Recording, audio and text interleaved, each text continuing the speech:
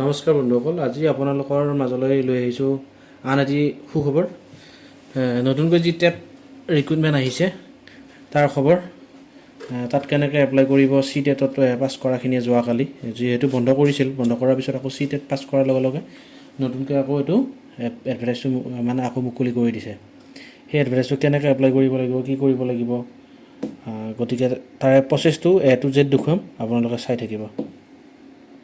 First time আপোনালোকে ইয়াতে গুগলত গৈ DEE.assam.gov.in টাইপ কৰিব।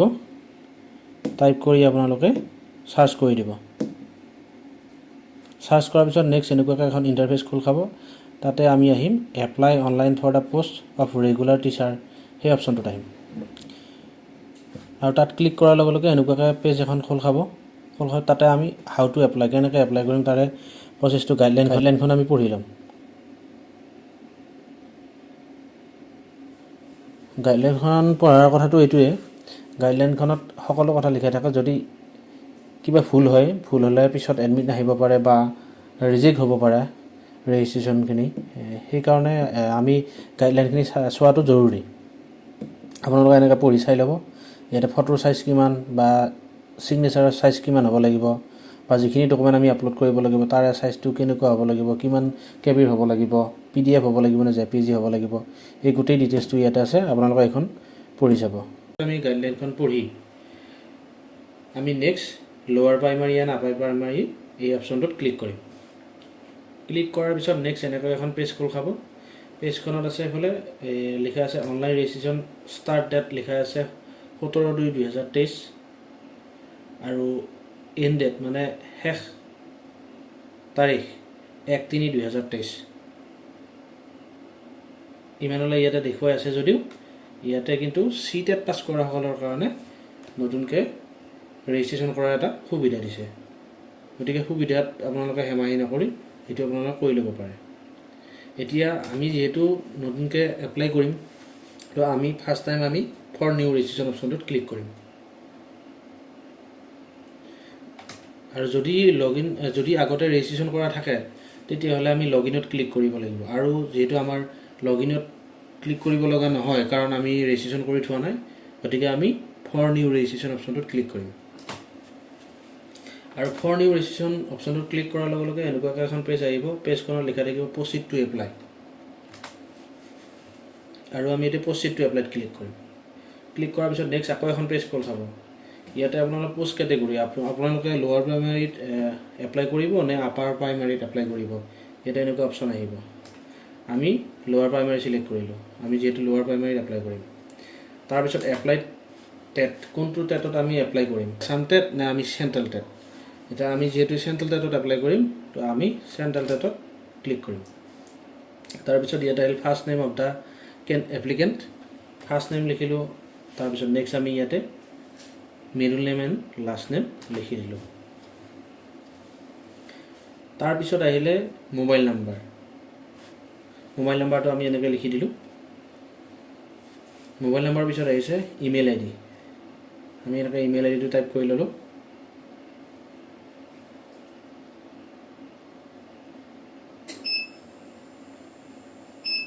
আৰু ইমেইল IDটো আমি টাইপ কৰাৰ পিছত নেক্সট ইয়াতে পাছৱৰ্ড বুলি আহিছে। ইয়াতে এটা নিজৰ ফালৰ পৰা আপোনালোকে মনত ৰাখিব, এই পাছৱৰ্ড এটা দি দিব লাগিব। আমি এটা পাছৱৰ্ডটো দি দিলোঁ। দি উঠি নেক্সট আমি গোটেইখিনি পঢ়ি উঠি ছাবমিটত ক্লিক কৰিম। আৰু ছাবমিটত ক্লিক কৰাৰ লগে লগে এনেকুৱাকৈ নেক্সট আৰু এখন পেজ খোল খাব। তাতে লিখা থাকিব you have completed initial step of registration, please log in below' to fill up the form. কোনটো তাতে এপ্লাই কৰিম, তাতে ইউজাৰ ID আৰু পাছৱৰ্ড মাৰি আমি লগ ইন কৰিম। আৰু লগ ইনত ক্লিক কৰাৰ পিছত নেক্সট এনেকুৱাকৈ এখন পেজ খোল খাব। আৰু এই পেজখনত লিখা থাকিব এপ্লিকেশ্যন ফৰ্ম। ইয়াত এই এপ্লিকেশ্যন ফৰ্মখনত গোটেইখিনি আপোনালোকে ফিল আপ কৰিব লাগিব। ইয়াতে আপোনালোকৰ কেটেগৰীটো চিলেক্ট অট'মেটিক হৈ থাকিব।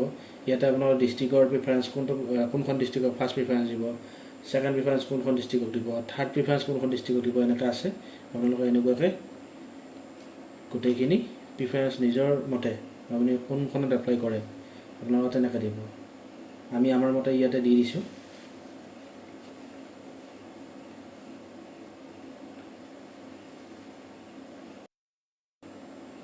এতিয়া আমি ফাৰ্ষ্ট প্ৰিফাৰেঞ্চ সিলেক্ট কৰিলোঁ সেকেন্ড প্ৰিফাৰেঞ্চ সিলেক্ট কৰিলোঁ এতিয়া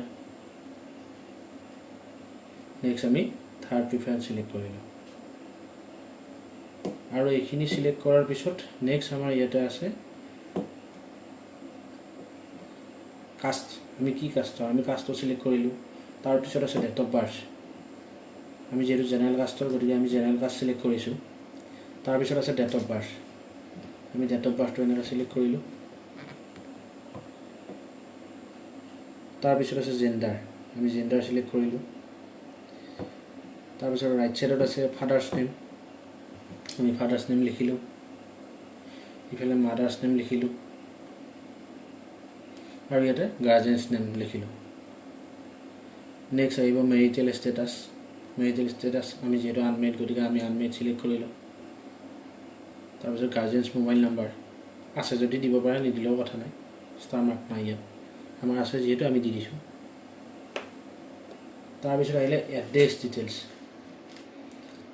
তাত আমি এড্ৰেছ ডিটেইলছটো গোটাই দি দিছোঁ আমি এটা কেয়াৰ অফ লিখিলোঁ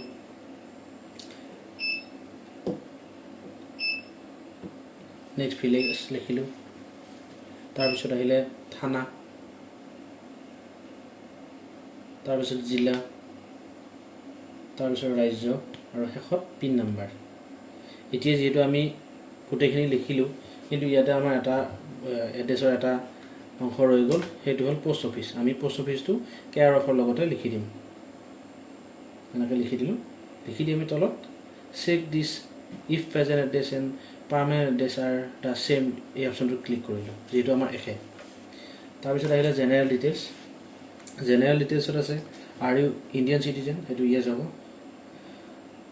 ইফ ইয়েছ হাউ ইয়াতে চাৰিটামান অপশ্যন আছে কেনেকৈ আপোনালোকে কিহৰ মানে কেনেকৈ আপোনালোকে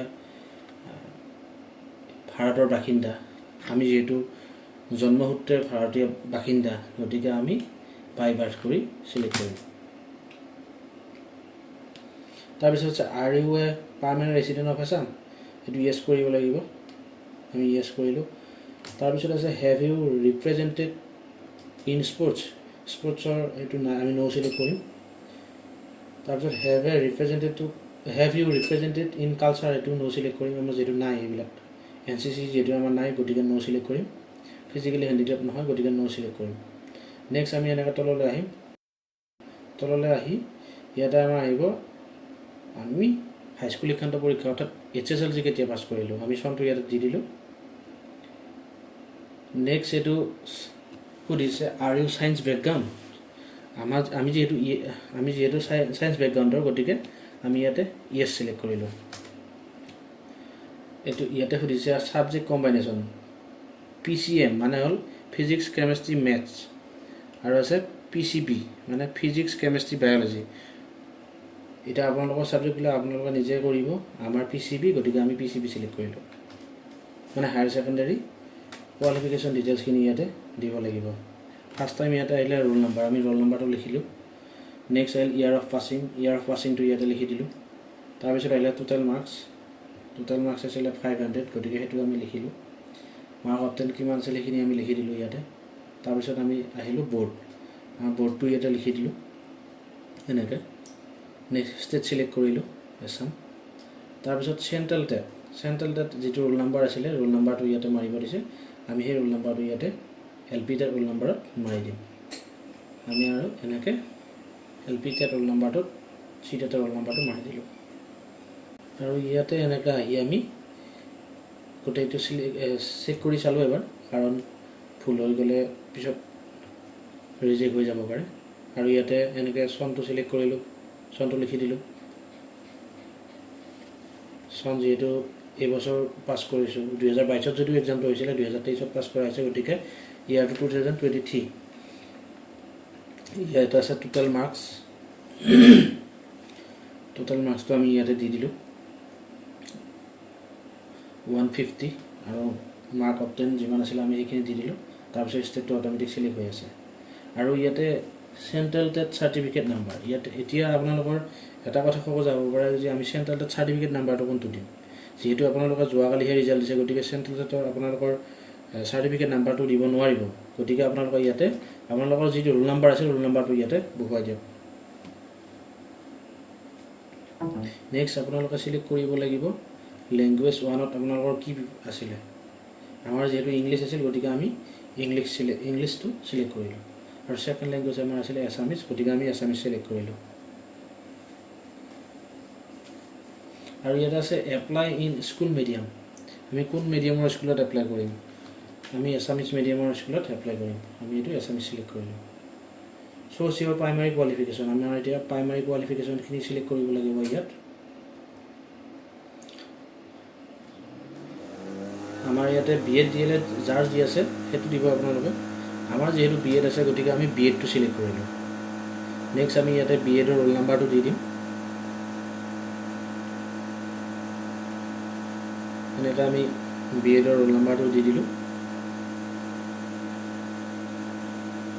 আৰু বিএড ৰ ৰোল নাম্বাৰটো দিয়াৰ পিছত আমি নেক্সট ইয়াৰ অফ পাছিং আমি বিএড কেতিয়া পাস কৰিছিলো সেই চনটো আমি দি দিম আমি যেহেতু 2022 পাস কৰিছিলো গতিকে আমি 2022 লিখি দিলো তাতে সন্ধ্যা টোটাল মাৰ্কস আছে 1400 গতিকে আমি হেতু লিখি দিলো আৰু ইয়াতে আমি অপচন মাৰ্কটো লিখি দিলো কিমান নম্বৰ পাইছিলো আৰু ইউনিভাৰ্সিটিটো আমি লিখিলো গুৱাহাটী ইউনিভাৰ্সিটি আৰু সিলেক্ট কৰিলো ষ্টেট টু আসাম নেক্সট আমি গ্ৰেজুৱেচন ডিটেইলছ খিনি দিব লাগিব ইয়াতে গ্ৰেজুৱেচন ডিটেইলছত ইয়াতে গ্ৰেজুৱেচন কোৱালিফিকেশন ডিটেইলছ ইয়াতে আমি দিলো বিএসসি আমি যেহেতু বিএসসি গতিকে আমি বিএসসি দিলো নেক্সট ইয়াতে আছে ৰোল নাম্বাৰটো আমি ৰোল নাম্বাৰটো ইয়াতে লিখিলো তাৰ পিছত আছে ইয়াতে ইয়াৰ অফ পাছিং কিমান চনত পাস কৰিছো আমি 2020 পাস কৰিছিলো গ্ৰেজুৱেচন আমাৰ কমপ্লিট হৈছে 2020 গতিকে আমি ইয়াতে 2020 লিখি দিলো আৰু তাৰ টোটাল মাৰ্কসটো লিখিব দিছে আমি ইয়াতে টোটাল মাৰ্কসটো এনেকৈ লিখি দিলো 1700 আৰু অপটেন মাৰ্কটো আমি এনেকৈ লিখিম আৰু নেক্সট ইউনিভাৰ্সিটিটো লিখি ষ্টেটটো সিলেক্ট কৰিব লাগিব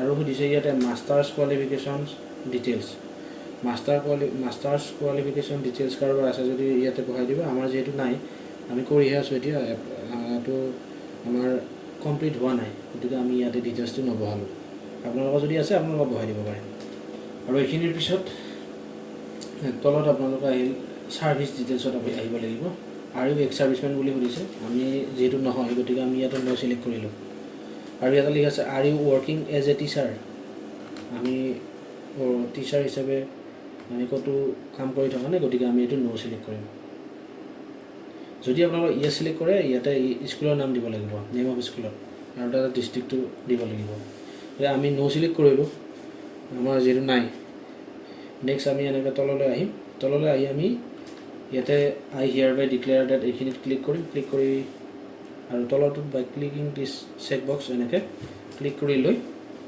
নেক্সট আমি তললৈ আহি সাবমিট বুটনত ক্লিক কৰিম আৰু সাবমিট বুটনত ক্লিক কৰাৰ পিছত আৰু তাৰ পিছত এনেকৈ এখন পেজ খোল খাব এই পেজখনত থাকিব আপোনালোকৰ যিখিনি ডকুমেণ্ট আপলোড কৰিব লাগিব সেই ডকুমেণ্টৰ ডিটেইলছখিনি ইয়াতে থাকিব আৰু এইখনত যি যি অপচন আছে সেইখিনি আপোনালোকে চাই আপোনালোকে ইয়াতে আপলোড কৰিব ইয়াতে গোটেইখিনি চাই আপোনালোকে আপলোড কৰিব ইয়াতে ফাৰ্ষ্ট টাইম আছে আপলোড ইয়ৰ ফটো সেকেন্ড টাইম আছে আপলোড ইয়ৰ সিগনেচাৰ তাৰ পিছত আছে HSLC এডমিট ফটো আৰু সিগনেচাৰ জেপিজি ফৰ্মেটত দিব লাগিব আৰু বাকি আপোনালোকৰ মেট্ৰিকৰ এডমিটে হওক বা হায়াৰ সেকেন্ডাৰী মাৰ্কশিটে হওক সাৰ্টিফিকেট হওক গোটেইখিনি আপোনালোকে PDF আকাৰে দিব লাগিব এইটো আপোনালোকে নাপাহৰিব গতিকে আমি ইয়াতে গোটেইখিনি সিলেক্ট কৰি আমি এটা আপলোড কৰিম এতিয়া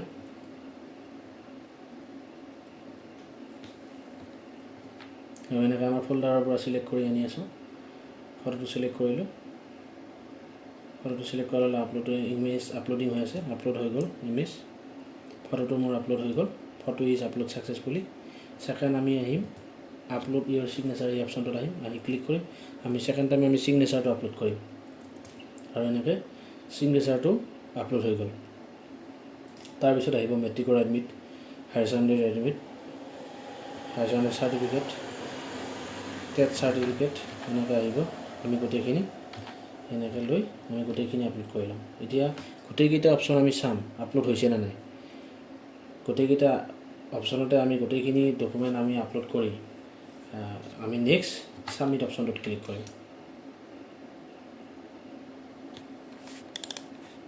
আৰু সাবমিট অপচনটোত ক্লিক কৰাৰ পিছত নেক্সট আমি সাবমিট অপশ্যনটোত ক্লিক কৰাৰ পিছত আমি এনেকৈ প্ৰিভিউ কৰিব লাগিব আমাৰ এপ্লিকেশ্যনখন। সাবমিটত ক্লিক কৰাৰ পিছত প্ৰিভিউ কৰি আমি এবাৰ চাম ডিটেইলছখিনি কিবা শুদ্ধ আছে নে ভুল আছে। যদি ভুল আছে আমি এডিট কৰিব পৰা অপশ্যন শেষ মুহূৰ্তলৈকে থাকে, কিন্তু সাবমিট একদম ফাইনেল সাবমিট কৰাৰ পিছত আপোনালোকে এডিট কৰাৰ ফেচিলিটিটো নাপাব। গতিকে আপোনালোকে লাষ্ট প্ৰিভিউ অপশ্যনত এবাৰ চাই ল'ব, আৰু সেইকাৰণে মই এবাৰ চাই ল'লোঁ। আৰু এনেকৈ তললৈ চাই আমি গোটেইখিনি যিহেতু শুদ্ধ আছে, তো আমি ইয়াতে আমি কি ডিটেইলছ আমি আপলোড কৰিলোঁ, ইয়াতে ডিটেইলছ অফ আপলোড ডকুমেণ্ট আমি কি ডকুমেণ্ট আপলোড কৰিলোঁ ইয়াতে গোটেইখিনি লিখা আছে। ফাৰ্ষ্ট আমি HSLC এডমিট আপলোড কৰিলোঁ, হায়াৰ ছেকেণ্ডেৰী মাৰ্কশ্বিট আপলোড কৰিলোঁ, চাৰ্টিফিকেট আপলোড কৰিলোঁ, টেট মাৰ্কশ্বিট আপলোড কৰিলোঁ, গোটেইখিনি আপলোড কৰিছোঁ। তাক ডিটেইলছটো ইয়াতে দেখুৱাইছে। আৰু ইফালে আছে ফটো আৰু ছিগনেচাৰ। এনেকৈ আমি গোটেইখিনি চাই লৈ আমি নেক্সট ইয়াতে বাই ক্লিকিং দিছ চেক বক্স অপশ্যনটোত ক্লিক কৰি ছাবমিটত ক্লিক কৰিম। আৰু ছাবমিটত ক্লিক কৰাৰ লগে লগে এনেকৈ আহি গ'ল, you have completed your online application successfully. আৰু তাৰপিছত আমি এনেকৈ আমাৰ যি এপ্লিকেশ্যনখন আছিলে আমি এপ্লিকেশ্যনখন এনেকৈ প্ৰিণ্ট কৰি থৈ দিম। এনেকৈ আমি প্ৰিণ্ট দি থৈ দিম। তো আজিৰ ভিডিঅ'টোত এইখিনিয়ে আছে। নেক্সট ভিডিঅ'ৰ জৰিয়তে আপোনালোকৰ মাজলৈ আহি আছোঁ নতুন নতুন ভিডিঅ'ৰ সৈতে আপোনালোকক লগ পাই থাকিম। গতিকে আমাৰ চেনেলটো আপোনালোকে ছাবস্ক্ৰাইব কৰি ৰাখিব আৰু আপোনালোকৰ বন্ধুবিলাকৰ মাজত শ্বেয়াৰ কৰি দিব, যাতে আমি উৎসাহ পাওঁ আগলৈ ভিডিঅ' বনাই যাবলৈ। ধন্যবাদ।